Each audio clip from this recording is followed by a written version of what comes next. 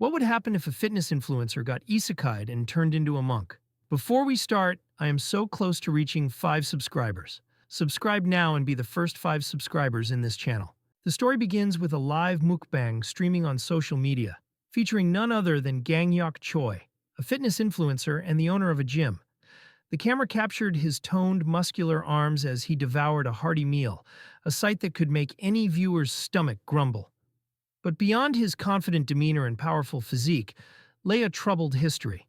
Gangyok had served in the military, where he suffered a near-fatal injury that shattered his body and spirit. Determined to rebuild himself, he endured grueling rehabilitation and therapy, channeling his energy into eating healthily and exercising diligently to regain his strength. His turn to streaming, however, was not born of ambition, but necessity. During the global pandemic, he'd spiraled into unhealthy eating habits and depleted his savings. With no stable income, he ventured into live streaming as a last resort. The mukbang sessions provided him with both a source of income and a means to connect with his audience. Yet, even as he smiled and engaged with his viewers, a lingering sense of stress clung to him. After wrapping up his latest stream, Gangyok found himself in a familiar cycle. Overwhelmed by stress, he indulged in a binge of fried chicken and beer, packing on the calories he'd later regret.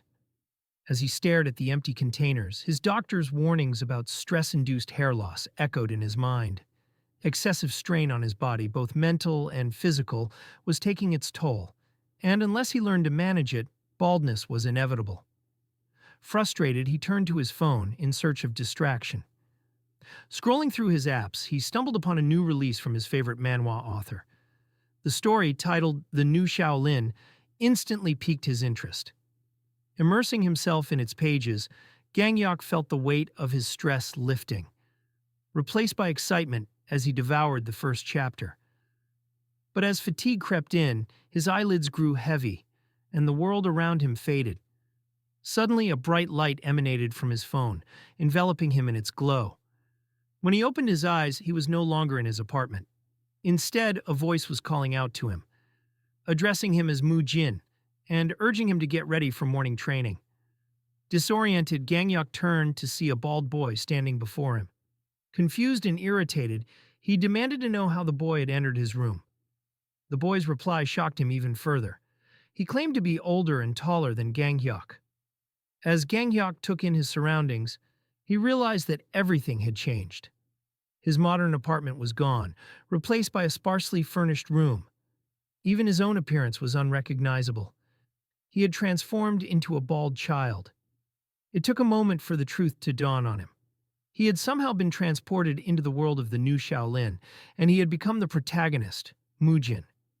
Convinced he was dreaming, Gangyok decided to go along with the scenario. He followed the boy to the training grounds, where they were immediately reprimanded for being late. The instructor ordered them into the horse stance, a grueling position that tested their endurance. As Gangyok complied, he couldn't help but notice the improper form of his fellow trainees. Their knees buckled awkwardly, a recipe for long-term injury. Despite his better judgment, he spoke up, attempting to correct their posture. His intervention was not well received. The instructor berated him for questioning their methods, insisting that the physical strain was essential for cultivating the mind. Another monk stepped in, elaborating that enlightenment could only be achieved through enduring hardship. Gangyok's frustration boiled over. Sarcastically, he remarked that ruining one's knees for the sake of enlightenment seemed counterproductive, as older practitioners would no longer be able to train effectively. His sharp tongue earned him further ire, but he stood his ground, challenging the wisdom of their approach. To settle the dispute, the head instructor declared that Gangyok would face Mugung, the temple's strongest disciple, in a duel. The match was set to take place after 1 week of training. Despite the daunting challenge, Gangyok accepted, determined to prove the validity of his fitness expertise. The week that followed was a test of both endurance and ingenuity. Gangyok integrated modern fitness principles into his training routine, focusing on warm-up stretches to prevent injuries and improve flexibility. His unorthodox methods drew skepticism and ridicule from the other trainees who found his exercises strange and unnecessary.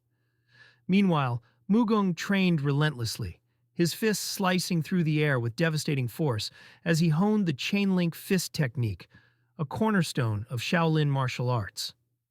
Observing Mugong's intensity, Gangyok knew he would need a strategic approach to counter his opponent's raw power.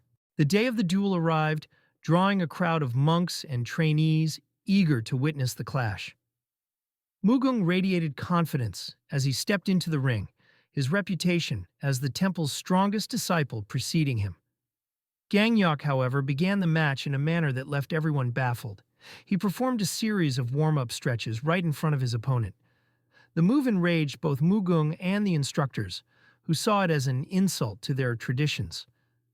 When the battle commenced, Mugong charged forward with explosive speed, aiming to end the fight with a decisive blow. Gangyok, however, sidestepped the attack with practiced ease, seizing the opportunity to counter.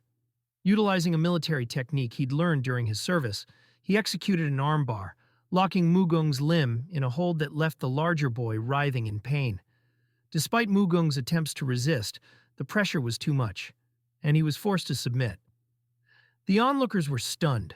Mugong, who had mastered the powerful chain-link fist, had been defeated by an unfamiliar technique. The monks quickly accused Gangyok of dishonoring their martial arts, but he defended his actions, explaining that his aim was to win without causing serious harm. The head instructor, impressed by Gangyok's rationale and skill, declared him the winner, recognizing the practicality of his approach. After the duel, the head instructor demonstrated the true potential of Shaolin martial arts. Calling for a large boulder to be brought to the training grounds, he prepared to showcase their ultimate technique. With a single focused strike, he shattered the boulder, leaving a clean hole in its center. The display left the trainees in awe, including Gangyok, who began to grasp the immense power of their methods. Still, he couldn't resist questioning the necessity of such extreme measures. If the goal of their training was defense, he asked, why did it require such destructive force? The instructor's response was cryptic yet profound. While the techniques were indeed powerful, they were meant to protect rather than harm, serving as a shield against the forces of evil. Meanwhile, in a private conversation, the temple's headmaster expressed concerns about Gangyok's unconventional methods and disruptive influence. The instructors speculated that he might even be a spy from a rival faction or the demon cult. Despite their suspicions, the headmaster noted Gangyok's dedication to training and his ability to inspire others, acknowledging that his presence could bring both challenges and opportunities to the temple. Back in the training grounds, Gangyok continued to push the boundaries of tradition.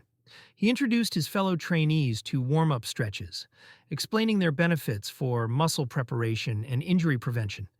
Though initially met with skepticism, his methods began to gain traction as the trainees experienced improved flexibility and reduced strain. The narrative shifted back to Mugong, who was grappling with the aftermath of his defeat.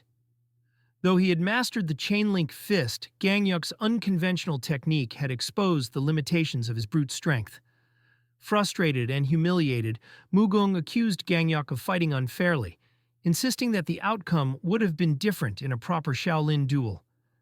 The other monks echoed his sentiments, arguing that Gangyok's methods violated their sacred traditions. In response, Gangyok challenged their assumptions.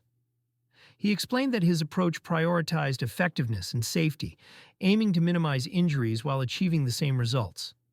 The head instructor, intrigued by Gangyok's reasoning, declared him the winner not only of the duel, but of the philosophical debate. He emphasized that the true spirit of Shaolin lay in adaptability and innovation, qualities that Gangyok embodied. As the story progressed, Gangyok began to reflect on his role within the temple. Though he had initially dismissed his predicament as a dream, the realism of his experiences forced him to reconsider. He started to see his presence in the world of the new Shaolin not as a mere coincidence, but as an opportunity to bridge the gap between tradition and modernity. By combining the wisdom of Shaolin with contemporary fitness practices, he sought to create a holistic approach to martial arts that honored the past while embracing the future. That is all, folks. If you liked what you watched, please consider subscribing as it helps the channel grow. Also leave a comment of which manhwa would you like a recap on.